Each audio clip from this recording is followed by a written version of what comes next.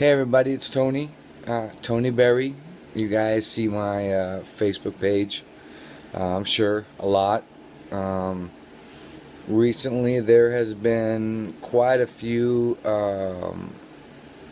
I guess, some heated discussions about certain things that has happened and that I've typed from my heart or in response to somebody saying something, and I'm not gonna go into all that. What I, what I'm doing right now is I don't know. First thing, I'm focusing my camera. What I like to say right now is I'm sorry to my wife. Um, my wife has been deeply hurt by what has been said back and forth between me and other people, and I guess 1,000 of people that I have as friends. And some stuff was let out of my heart, or out of anger, or out of stupidity, out of spite, out of hurtfulness, um, anything that you could think of that would be, hurting or wrong. I didn't really say stuff that, that was like, that was hurtful in really a way. It was more of like less I said stuff that should not have been said. So basically what I'm saying is I'm sorry. I'm sorry to my wife. I'm sorry to my family, my kids. Some things were said that really should not have been said, but because of the issue, the things that other people were saying about me, I had to tell the truth. Because see, people come, even my own family, and friends and the friends have not, spent, years with me, 4 or 5 years, but they talk to my wife that they don't talk to me. No one ever contacts me. No one ever calls me. No one ever asks me how I'm doing. But they're able to give a response to something that I had said. But basically, what it comes down to is that they're only going by what they've known from one part of the situation. And if somebody would actually spend the time to call me, ask me my side, what's going on, in a loving, understanding, caring way, so that they can put both of the two, situations that were been told or said, into perspective, and then they can make a better decision. The way I live my life is that I always try to put out, excuse me, I'm sorry. I always try to put out and say what I feel that is the right thing. And if that is taking 5 or 10 minutes to explain it, and that's every part of the details, then that other person gets the best chance to make a right decision, or a right way of answering the question, or their version, or their what they're thinking that would be beneficial uh, to whatever the situation is. And the people that even my own children, um, of course, they think about their mom, and everybody knows that I've given everything that could ever give to my wife. But however, we're all sinners. We all do stuff wrong. We all, basically, not knowing, hurt people because we've been around them so long. And since I've been running my own business for, goodness, 13, 14 years, I mean, I'm home 24 hours a day. My wife sees me all day long. Now she doesn't, she's got a job. But, I mean, before that, it's like my kids see me all day long, my wife sees me all day long. But when we lived in Albuquerque, which was in '08 and September '09, we moved here. Um, it was great there because there was money on the table. I was always excited. I was always happy. Um, and my wife was always happy. She always had money, which she wasn't able to have before because I didn't have money. And it just all just kind of started to come together and flow. You know how things just kind of just start falling into place. You know, all of the 15 years of not spending time with my children like I should have. I did spend time. I just didn't spend enough like I should have, and I regret it. However, all of that time and heart, you know, blood, sweat, and tears, and my heart was into everything that I did, so that I could become. Hopefully, one day, I could, you know, use those skills that I learned to hopefully make money, and I did. It took me a long time, but I was able to use those skills, and I thank God every day for those times to be able to meet the Hollywood celebrities, you know, dealing with, you know, millionaires, you know, billionaires. I've learned so much from them, and I was able to become successful.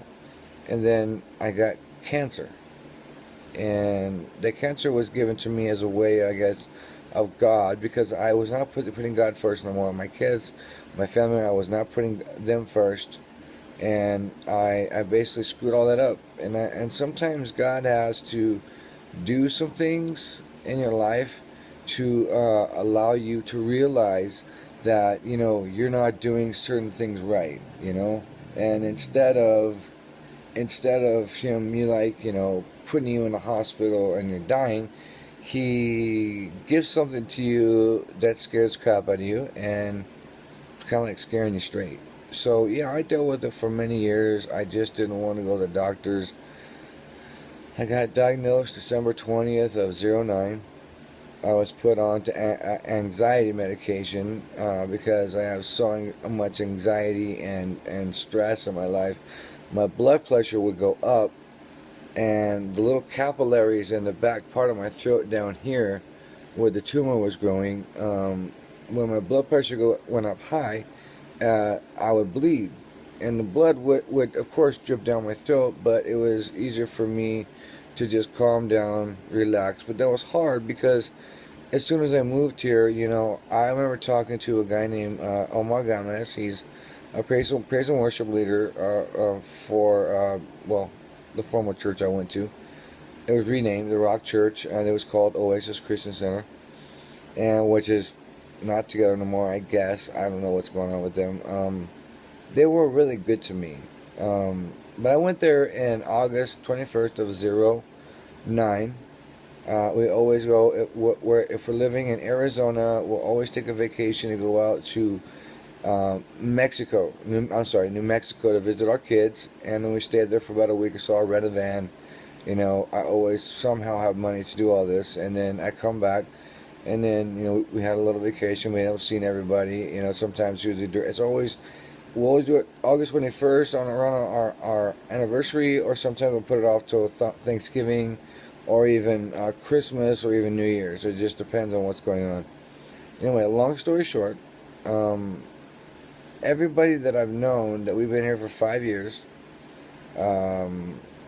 my wife stays very close to a lot of people because, you know, honestly, all she has to do is, which I'm not putting it down at all, everything that she does is very difficult. You could not pay me enough money in the world to do what she does. Her job is so hard. But what I'm saying is, just from a basic standpoint, is that, you know, she gets up in the morning, she gets kids ready, she puts them off school, and then she has pretty much the rest of the day to do whatever she wants.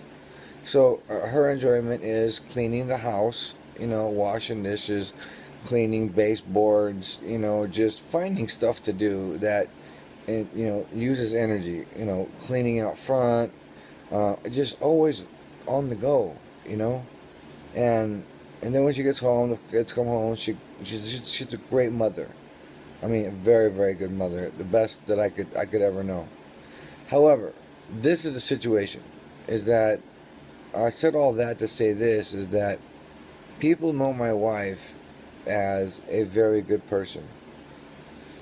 And what I did was I brought stuff that was private between me and her, that we needed to work out, or between ourselves, but wasn't working. It hasn't worked for 20 years. So I think what happened was, and I'm saying this with all honesty, is that instead of saying the stuff and typing out what I was saying, I didn't like watch my heart and what I was saying. I was just letting it all out. And I'm sorry. I'm sorry to whoever's involved. I'm sorry to whoever thinks of me in a certain way. But when you've never been with a person for 24 hours for 4 years, going through pure hell, going through cancer treatments, the only person that could make money was me because my wife had not got her papers yet. So she just got her papers last year. So things are starting to go better and better and better. However, the biggest problem is, well, not even a problem. The biggest issue right now is that my wife is hurt, and I feel extremely bad. I cry a lot the last 2 weeks, and I don't want to go into details or anything, but a lot of people say a lot of things, even my family and close friends, but they don't know the whole situation. They don't know both sides. They don't ever call me and say, okay, Dad, what's going on?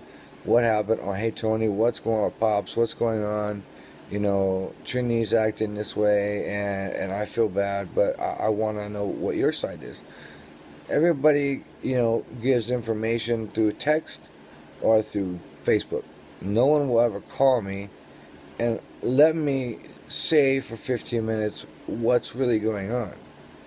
They have their own, I guess, their own way of they feel what's going on, and then they hurt me even more because it's like they don't really understand, really what's going on, because they're not here all the time. They're not here to see what's going on. They're not here to, to hear my wife and the struggles that we're going through right now, as I've lost my house, but things are getting better.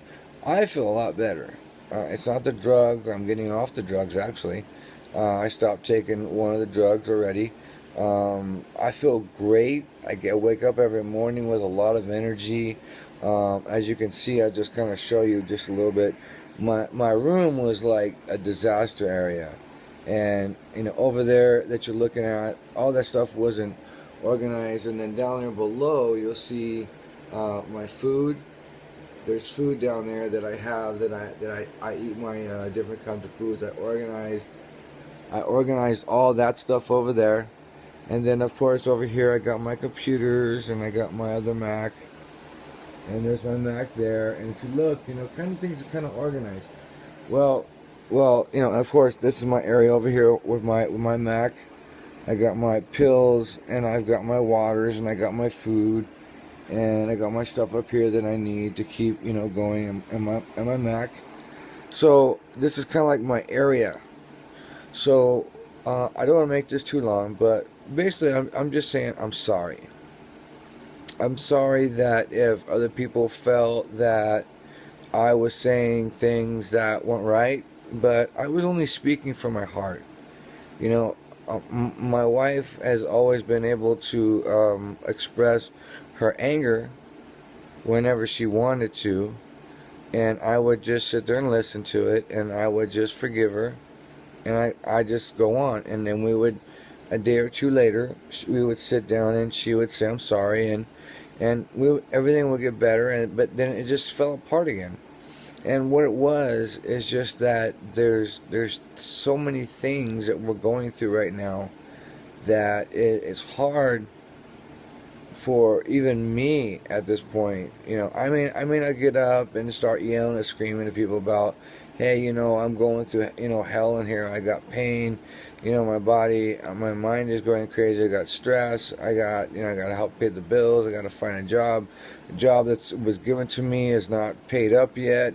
After 2 months of waiting, I have lost credibility. You know, there's just so much going on, but nobody wants to hear my side of the story. So this is my side.